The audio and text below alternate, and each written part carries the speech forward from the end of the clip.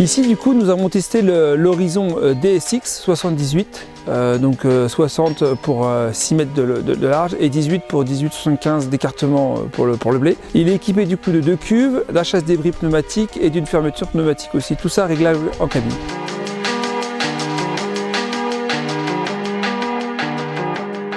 Et on s'aperçoit que sur nos secteurs, donc on observe une diminution de la fertilité biologique des sols.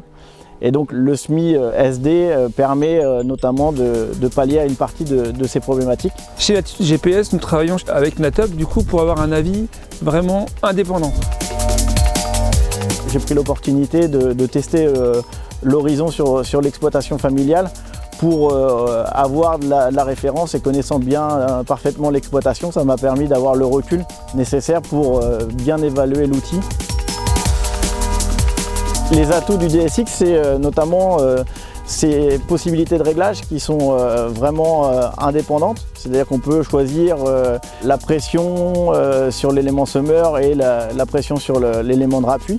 Donc ça permet de s'adapter à toute situation au niveau des parcelles. Et puis aussi, un des atouts, c'est notamment la possibilité d'incorporer de l'engrais dans la ligne de semis.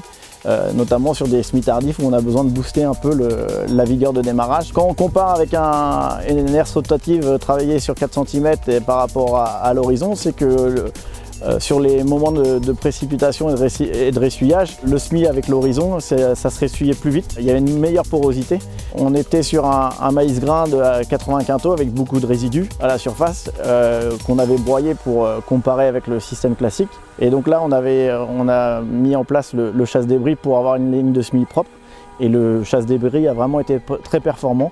Il suivait bien le sol et notamment enlever l'ensemble des résidus sur la ligne de semis. On peut régler à partir de la cabine son intensité, la hauteur et l'intensité qu'on veut éjecter la matière. Il permet d'avoir la ligne de semis très propre et une implantation au réglage souhaité à 2,5 cm du grain.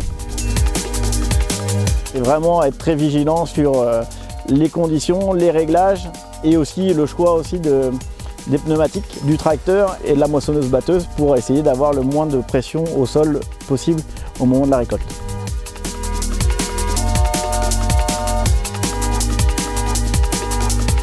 Latitude GPS a la compétence technologique, Natop et d'autres coopératives ont la compétence agronomique. Donc l'idée c'est d'associer les deux pour développer les performances de la machine et apporter du coup de la valeur à l'agriculteur.